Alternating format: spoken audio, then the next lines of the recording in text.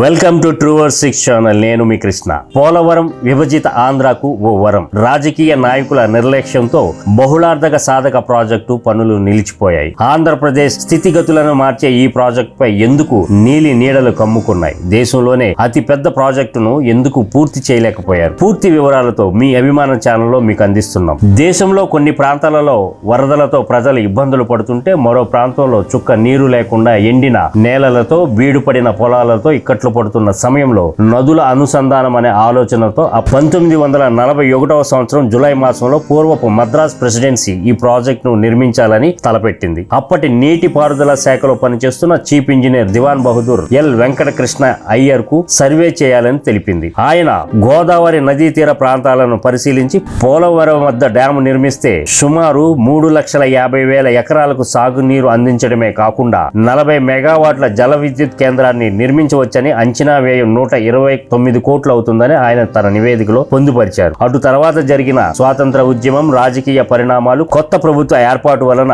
1980వ సంవత్సరం వరకు పోలవరం ఊసెత్తే నాదుడే లేకుండా పోయారు. అంటే 39 సంవత్సరాల తర్వాత అప్పటి ఆంధ్ర రాష్ట్ర ముఖ్యమంత్రి టంగుటూరి అంజయ్య తిరిగి పోలవరం ప్రాజెక్టుకు శంకుస్థాపన చేశారు. అయితే తిరిగి పోలవరం ప్రాజెక్ట్ పనులు అటుకెక్కాయి. అటు తర్వాత 2004లో అంటే 24 సంవత్సరాల తర్వాత అప్పటి ముఖ్యమంత్రి వైఎస్ రాజశేఖర్ రెడ్డి పోలవరం పనులకు శంకుస్థాపన చేసి నిర్మాణ పనులకు శ్రీకారం చుట్టారు. 8,261 కోట్ల అంచనా వ్యయంతో భూమి పూజ చేసి కుడి ఎడమ కాలువలను 90% పూర్తి చేశారు. 1,353 కోట్లు ఖర్చు పెట్టారు. మరలా తిరిగి విభజిత ఆంధ్ర రాష్ట్ర ముఖ్యమంత్రిగా పదవిని చేపట్టిన నారా చంద్రబాబు నాయుడు హయాంలో పోలవరానికి పునర్జీవం వచ్చింది. ఖమ్మం జిల్లాలోని ముంపు మండలాలను ఆంధ్రప్రదేశ్ లో విలీనం కేంద్ర సహాయంతో చేపించుకొని పోలవరం పనులను ప్రారంభించారు. ట్రాన్స్ట్రాయ్, నవయుగ ఇంజనీరింగ్ సంస్థలకు నిర్మాణ పనులను అప్పగించారు. త్రయంబకేశ్వరంలో పుట్టిన గోదావరి 13 ఉపనదులను కలుపుకుంటూ 1,465 కిలోమీటర్లు ప్రయాణించి మన వద్ద సముద్రంలో కలిసిపోతుంది. అలాంటి గోదావరిపై డ్యాం నిర్మించడం అంటేనే అనితర సాధ్యం. దశాబ్దాల కళ, ఆంధ్రుల చిరుకాల కోరిక, అన్నదాతల పాలిట వరం ఈ పోలవరం. విభజిత ఆంధ్రప్రదేశ్ ముఖ్యమంత్రిగా చంద్రబాబు ప్రమాణ స్వీకారం చేసిన నాటి నుంచి ప్రతి సోమవారం పోలవరంగా మార్చి డ్యాం నిర్మాణానికి భగీరథుని ప్రయత్నం చేశారు. పోలవరం ప్రాజెక్ట్ నిర్మాణ శైలి ప్రపంచంలోనే వైవిధ్యమైన ప్రణాళిక. సహజంగా నీటి ప్రవాహంపై జలాశయం నిర్మిస్తారు. కానీ గోదావరి నదిలో ఇసుక, ఒండ్రుమట్టి అధికంగా ఉండటం వలన డ్యాం నిర్మాణానికి అనుకూలం కాదు. దీంతో నదీ ప్రవాహానికి పక్కన ఉన్న 2 కొండల నడుమ డ్యాం నిర్మించాలని ప్రతిపాదించారు. దీనినే స్పిల్ వే ఆనకట్ట అని అంటారు. 1.2 కిలోమీటర్ల దూరం 48 గేట్లతో కొండలను తవ్వి ఈ డ్యాం నిర్మించారు.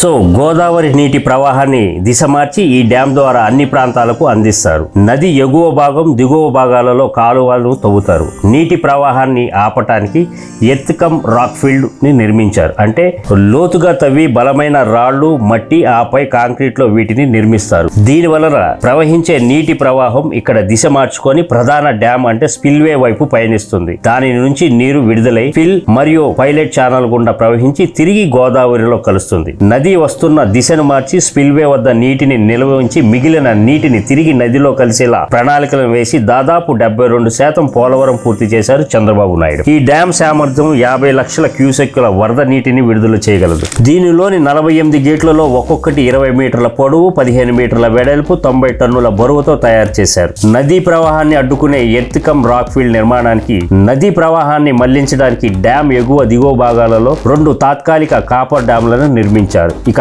ఎర్త్కమ్ రాక్ ఫీల్డ్ నిర్మాణం భారతదేశంలోనే మునుపెన్నడూ చూడని ఇంజనీరింగ్ లో అద్భుత ప్రతిభా పాఠవం. గోదావరి నది మొత్తం లోతైన ఇసుకతో నిండి ఉంటుంది. ఇసుకపై కూడా నీటి ఉండాలి, భూగర్భంలో కూడా నీరు ఇంకకుండా ఉండేలా చూడాలి. సో జర్మనీ దేశానికి చెందిన బావర్ కంపెనీ అత్యాధునిక యంత్రాలతో పనులను ప్రారంభించారు. ఈ యంత్రాలు భూమిలో గట్టి రాయి నేల తగిలే వరకు తవ్వి దానిని రాళ్లు, కాంక్రీట్ తో ఒక గోడ కడతారు. దీనినే డయాఫ్రమ్ వాల్ అని పిలుస్తారు. ఈ పోలవరంలో స్పిల్వే ఎంత కీలకమో ఈ డయాఫ్రమ్ వాల్ కూడా అంతే కీలకం. 1397 మీటర్లు, 1.5 మీటర్ల వెడల్పుతో నిర్మితమైన ఈ డయాఫ్రమ్ వాల్ ను భూమిలో 95 మీటర్ల లోతు వరకు తవ్వి నిర్మించారు. దీంతో ఒక చుక్క నీరు కూడా దీనిని దాటి బయటికి పోలేదు. ఇంతటి అద్భుత నిర్మాణ శైలి కలిగిన పోలవరాన్ని గడిచిన 5 సంవత్సరాలలో పూర్తిగా నిర్వీర్యం చేశారు. బాధ్యత లేని అధికారం, అవగాహన లేని మంత్రులు రివర్స్ టెండరింగ్ పేరుతో కాంట్రాక్టులను మార్చి ఆంధ్ర ప్రజలను ఏమార్చారు. అలాగే ఈ పోలవరం పోలవరంలో మరో అద్భుతమైన ప్రణాళిక ఉంది. అదే